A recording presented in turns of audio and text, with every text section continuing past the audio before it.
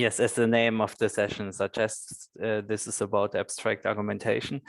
And in this work, we were dealing with different kinds of modularity notions in argumentation frameworks and how they interact with each other. So more precisely, we were focusing on one notion in particular, but we will see this later.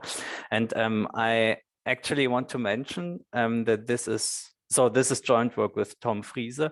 And I want to mention that this is a paper which results from his bachelor thesis. So this is actually really impressive. Yeah, it's also a bit technical, to be honest. But yeah, I think this makes the bachelor thesis even more impressive, although it makes it also pretty hard to give a talk about it, but I will try my best. Okay, so yeah, since this is the first talk about argumentation frameworks, today I think we can talk about the basics real quickly.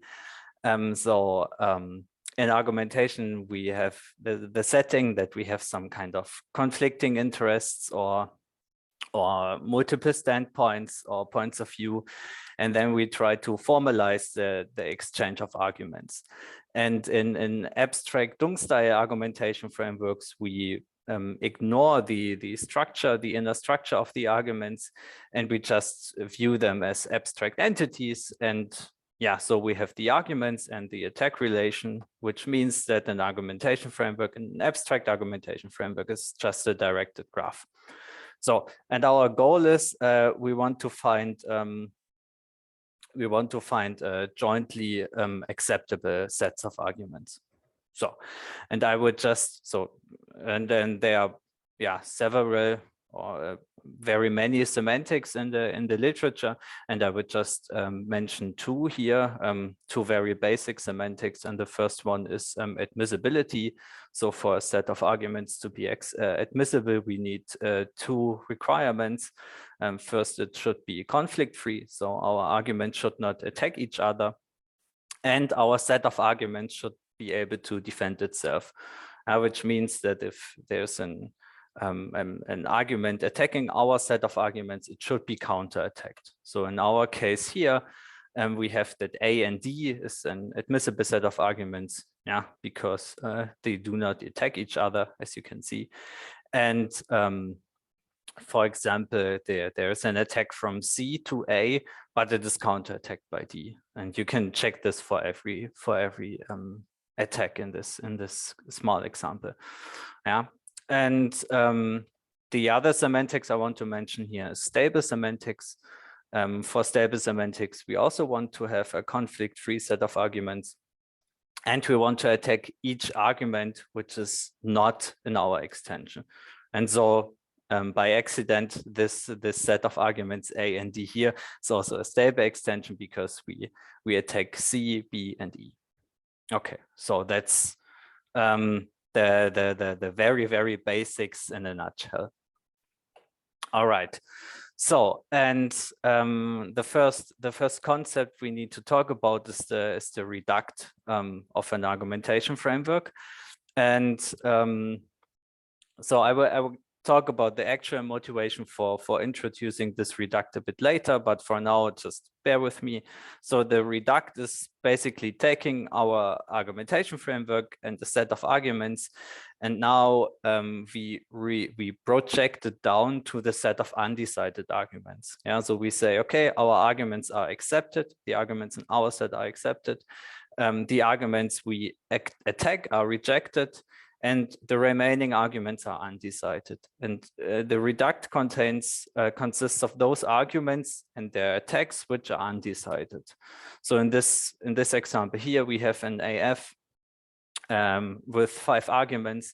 And if we take the reduct with respect to A3, for example, then we see, okay, A1 gets removed because it is attacked, B gets removed because it is attacked, A3 gets removed because it is in our set, yeah, and C and A2 are undecided. So when we say, okay, we want to accept A3, then we do not make any statement about C and A2 so far. So, and that's the reduct. Yeah. Why is this interesting, the Reduct? Well, for several reasons, but one example why we care about this notion is here, and that we can characterize our semantics in terms of the Reduct. At least for very many semantics, this works. Yeah. And for admissible and stable semantics, the one we have introduced now in the previous slide, we can give a very natural characterization in terms of the Reduct. Namely, we can say, okay, a set is admissible if it is conflict-free, and within the Reduct, no argument which attacks our set of argument occurs. Yeah, and of course the set is stable if it is conflict-free, and the Reduct is empty. Yeah, so this is pretty much a definition of the Reduct in stable extensions. All right, so, and based on this Reduct, we have this modularization property, which we introduced last year. And this property intuitively states the following. Yeah, so I recycle an example here, so maybe you've seen it already. Yeah, suppose you want to travel, and you want to travel either to Las Vegas or to Paris. So you're not sure yet what you do. And you can either travel by train or by airplane, of course. Yeah. And of course, if you want to travel to Las Vegas, then I mean, suppose you're in Europe. Yeah. So that's the basic assumption in the story. So so I'm in Europe, I want to travel to Las Vegas, let's say, okay, then I cannot travel by train, of course, because yeah, it's just not an option. However, if I decide to travel to Paris, yeah, then there's still the choice left to be made between traveling by train or traveling by airplane. Yeah, and now formally, if I say, okay, I fix the argument, I want to go to Paris. Yeah, I want to travel to Paris. Then the Reduct looks like this. Yeah, and so according to the Reduct, there are still both choices, both traveling by train and traveling by airplane, which fits into the intuition that I just said. Yeah, that when I decide to travel to Paris, it should be able to do both using train or airplane. Yeah, I mean, if you do not care about other considerations like environment, price, or whatever. So, and the modularization property formalizes this compatibility requirement, yeah, by saying, okay, semantics satisfies the modularization property if given an extension of our AF, in our case Paris, and given an extension of the Reduct, in our case going by train or going by plane, then the union, so putting together those two extensions, yeah, should also be an extension in our AF. Yeah, and this is a very intuitive and natural property, and evidently by looking at how many semantics satisfy this property, it also is apparently a quite generic property. So for the standard semantics here, most of them do satisfy it. So this cross there in the middle is for naive semantics, and the reason is that naive semantics is, yeah, I mean, it's the only exception. And the basic reason is that naive semantics do not care about defense at all. So I'm not going to go into details now, but this is pretty much the reason. Yeah, and the other semantics, although I did not introduce them here formally, this is a long list here. But the takeaway message is that very many semantics tend to satisfy this property. Yeah, and the first little contribution in this paper was extending this list to semi-stable, eager, and ideal semantics, which are not as common as the standard Dung semantics, but they are still fairly common, I would say. So, but all of them also satisfy this modularization property. Okay, so now what are we gonna do in this paper here? So we wanted to focus on the modularization property in comparison to existing modularity notions like the directionality principle, full decomposability, and SCC recursiveness. Yeah. So we show that in general they are uncomparable. However, we give a sufficient criterion when full decomposability implies modularization. And we also show that with a bit of technical tweaking, we can ensure that modularization together with directionality can even imply SCC recursiveness. However, I'm not gonna talk about this here. And along the way, we solved an open problem regarding weak admissibility semantics, which I talk about when we need it. Namely, we showed that the weakly preferred variant satisfies SCC recursiveness. Okay, so starting with the full decomposability, I will start by very briefly explaining the basic idea behind full decomposability. So suppose we are given an argumentation framework like this, and then the idea is that we can partition the arguments. And so in this example, we have two partitions here, A1, A2, A3, and B and C. And then we want to be able to evaluate the AF locally. So we say, okay, we have from each partition, we compute acceptable sets of arguments, and then we want to be able to put these together to find an extension of the whole AF. Yeah, so for example, here, if we focus on this partition, we have B and C. Yeah, and then we see, okay, we have an input, yeah, namely this attack to B, and this partition also has an output, namely this attack going away from C. So if we want to evaluate this AF locally, yeah, we can start maybe on the left-hand side. Yeah, say we want to check whether we can accept A1. Yeah, if we want to accept A1, then we see, okay, we attack A2. So we have an outgoing as output, we have an attack stemming from a rejected argument A2. Yeah, but we cannot defend against A3. So we require that from input point of view, we require that A3 gets attacked from the other side. Yeah, and if we now move to the other side, we can say, okay, we could, for example, accept C. Yeah, and now we do not care about the input because we reject B anyway, so the ingoing attack to B does not really matter, but our output is this attack stemming from C. Yeah, and this pretty much perfectly fits together because I chose the example in the way that it works. Yeah, so this is exactly this attack we need in order to accept A3, and so we can put them together, make some checks, make some local adjustments, and then we see, okay, cool. So A1 and C together is an admissible extension of our AF. So, and now what about the modularization property? Well, the thing is here, we wanted to show that under certain circumstances, under certain premises, that this full decomposability, if our semantic satisfies full decomposability, it also satisfies modularization. Yeah, so how do we do this? Yeah, for modularization, we start with an argument with an extension E. Yeah, in this case, our set E is the singleton C.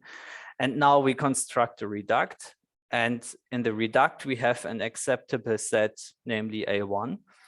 And now somehow, so for the modularization, we need to be able to put these together. So we want that now the union of C and A1 is also an admissible extension. And because we have an extension of the AF, an extension of the reduct, so it should be compatible.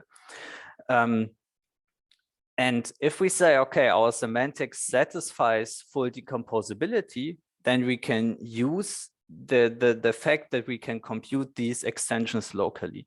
And the idea is that we make a split here.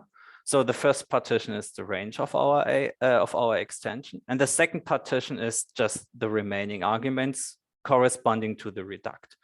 Yeah, and now we have one tiny little problem here in order to apply full decomposability, namely that for modularization, we start with an extension of the whole AF, but for full decomposability, where we have this local evaluation, we actually only have an extension locally projected down to the partition of our AF. Yeah, and so this link, we cannot be sure whether there is a link. So we just need to require it as a property. So we say, okay, a semantic satisfies range compatibility if whenever we have an extension of the whole AF, it is also an extension of the range. Yeah, so projected down to the range. So which is the opposite of the reduct. So we do not project it down to the undecided arguments, but to the range.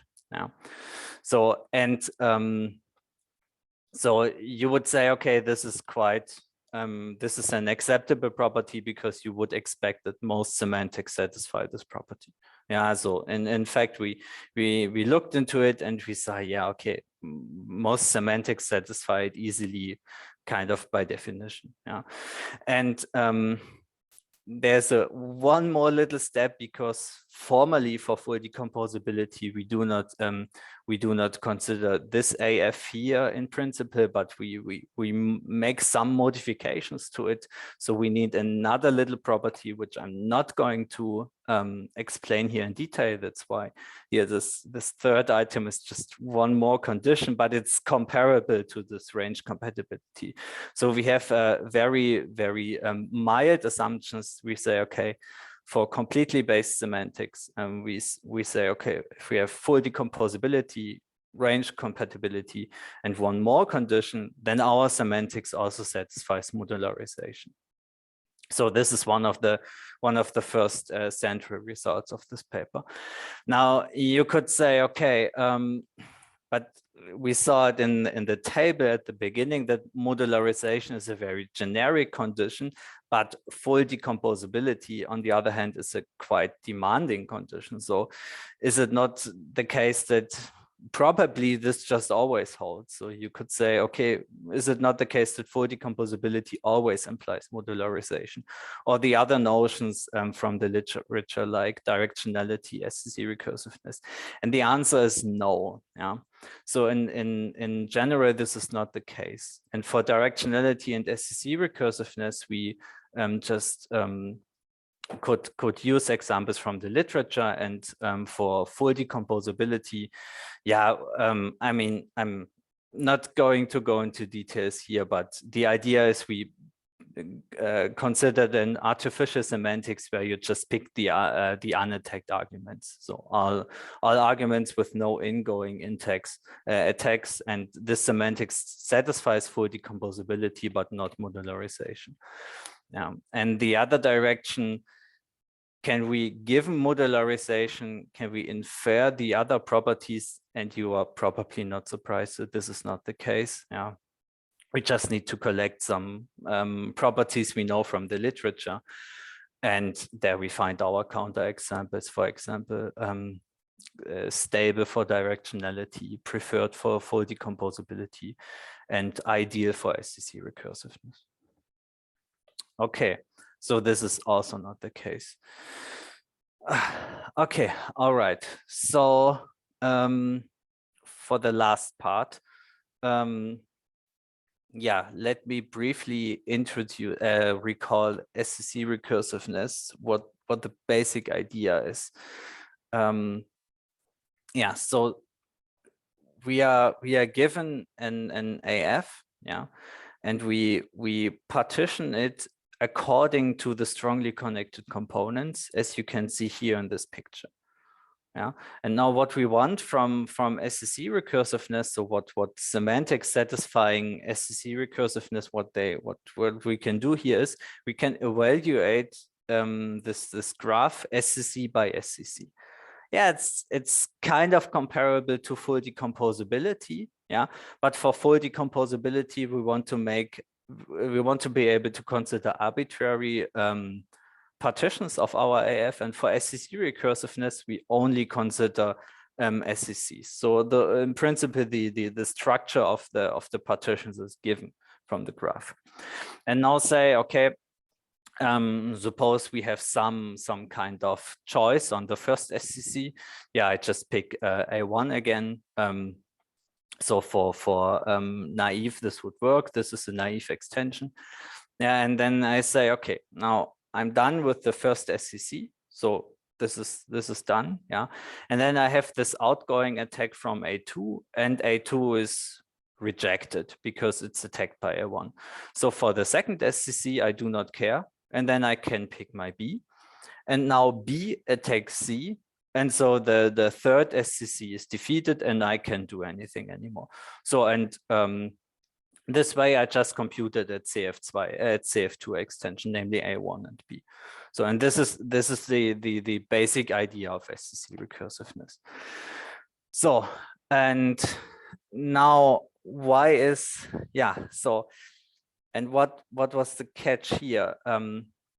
Well, we had this open problem with SCC recursiveness and weak admissibility semantics. Yeah, and I'm afraid I don't have now very much time to explain the idea behind weak admissibility, but yeah, maybe to give the basic idea. Yeah, weak admissibility is as the name suggests, a weaker version of admissibility, where we say, okay, we do not need to defend against any incoming argument, but only against certain arguments which in a certain sense matter. And what it means for an argument to matter, to be a serious threat, is explained in a recursive way. Yeah, and this is where the reduct comes into play. So here, as I said at the beginning, the reduct has a certain motivation and it is actually defining these semantics. Yeah. So we say in a set is weakly admissible if it is conflict-free, and for any attacker, it holds that it is not a weakly admissible extension in the reduct. And now, I mean, I'm aware that this is pretty hard to digest now within a couple of seconds, that's clear, but just to give you the takeaway message here. So this means that when you have a self-attacking argument A attacking B, yeah, like in this graph, then you can accept B because A is never going to occur in a weakly admissible extension. And the same is true if we generalize this to an arbitrary odd length cycle, yeah, like here. So, and now for SCC recursiveness, we have the following issue, namely that we cannot apply the standard definition of SCC recursiveness to weak admissibility semantics. And the reason is, in principle, when I look at this SCC only here, then I see, okay, I have an incoming attack from the left-hand side, but I cannot know whether this argument, this attack in our case A2, whether this argument occurs in a weakly admissible extension of the reduct or not. So so just by looking at this frame, I can never tell whether my argument B can be accepted or not. Yeah. So this is why weak admissibility semantics do not satisfy SCC recursiveness. However, it is the case for the maximal version of weak admissibility, the weakly preferred semantics, because here we have as a result that when we have an extension, then we know that in the reduct, no argument is weakly admissible. Yeah, so here.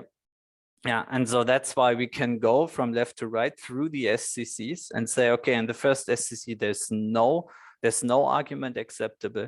In the second SCC, I know that in the first SCC, there was no acceptable argument. So now I can be sure that B can be accepted, and I defeat C, and then I'm done. And that's why I know that B is a weakly preferred extension. So, okay, this was really quickly and quite brief, but yeah, I hope you get the basic message. So to sum up, in this paper we consider the modularization property, extended the set of semantics which satisfy it. and compared it to other modularity notions. We had a special focus on SCC recursiveness, solving an open problem about the weakly preferred semantics and SCC recursiveness.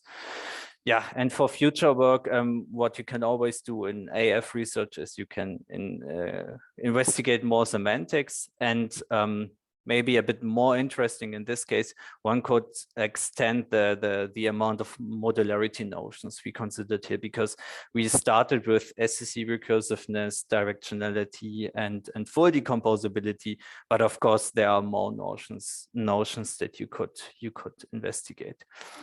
Okay, now this was already way longer than I thought it would take, so thank you for your attention.